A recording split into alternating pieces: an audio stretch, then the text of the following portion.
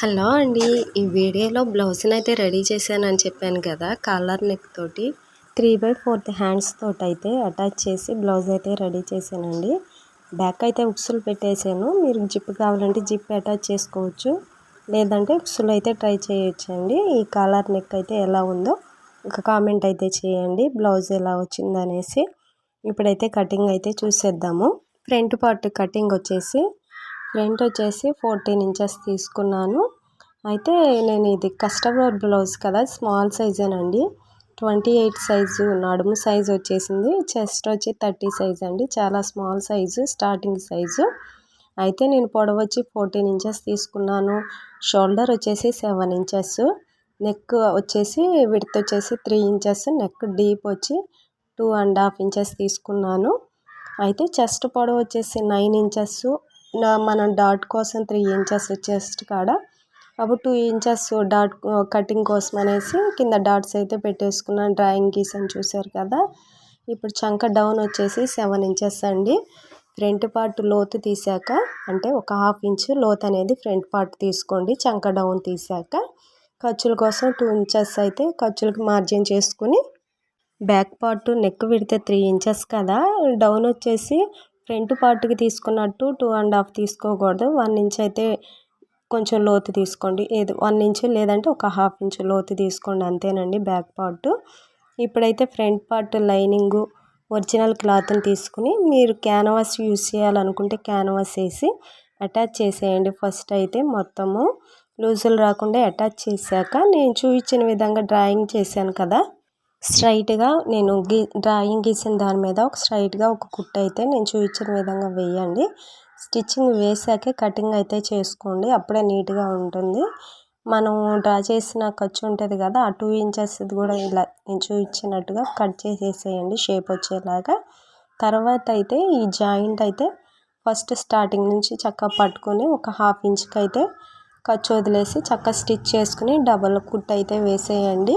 వీడియోని అయితే స్కిప్ చేయకుండా చూడండి. ఫొటోస్లో పెట్టిన నేను చెవి కమ్మలు ఉన్నాయి కదా, అవి నేనే రెడీ చేశానండి నా దగ్గర ఉన్న వైట్ పూసలతోటి.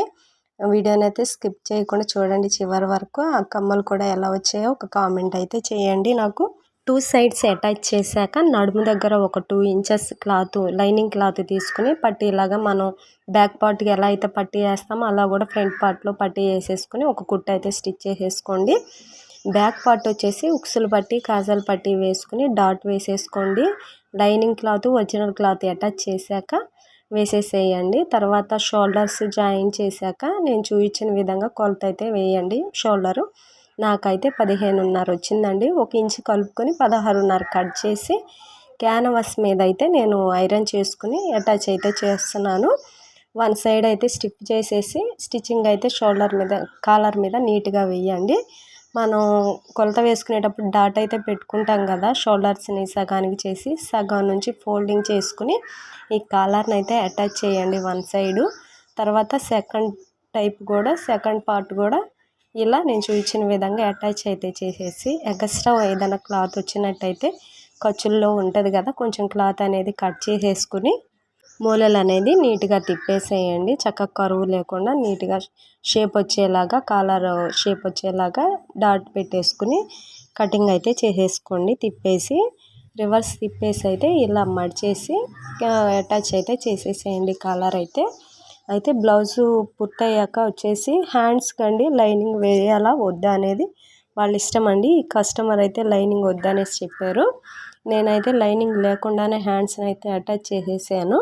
హ్యాండ్స్ అటాచ్ చేశాక హ్యాండ్ లూజ్ చూసుకోండి, చెస్ట్ కొలత చూసుకుని, నడుము కొలత కూడా చూసుకుని, ఈ 3 మార్జిన్స్ కలిసేటట్టుగా ఒక కుట్టు అయితే వేసేసుకుని, తర్వాత ఎక్స్ట్రా ఖర్చు ఉంది కదా, 2 కుట్లు అయితే వేసేసేయండి అటు సైడ్ ఇటు సైడు. బ్లౌజ్ అయితే పూర్తి అయిపోయాక ఇప్పుడైతే హ్యాంగింగ్స్ చూడండి. చెవి హ్యాంగింగ్స్ కమ్మలు అనేసి చెప్పాను కదా, ఈ కవర్ వచ్చేసి శారీలో వచ్చిందండి. ప్యాకింగ్ కవరు గట్టిగానే ఉంది.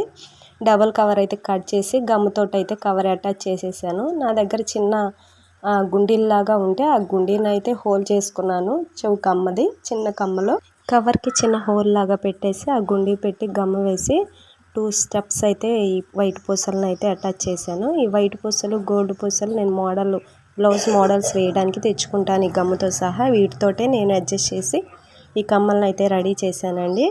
ఆరిపోయాక ఎగస్ట్రా కవర్ని అయితే కట్ చేసేసి వాడేసుకోవడమేను, ఇంకా ఏం లేదండి. 2 అయితే రెడీ అయిపోయినాయి. ఈ కమ్మలు అయితే ఎలా ఉన్నాయో లైక్ చేసి నాకు కామెంట్ అయితే చేసి, ఫస్ట్ టైం నా ఛానల్ చూస్తే సబ్స్క్రైబ్ చేసుకోండి. నచ్చినట్లయితే లైక్ చేయండి.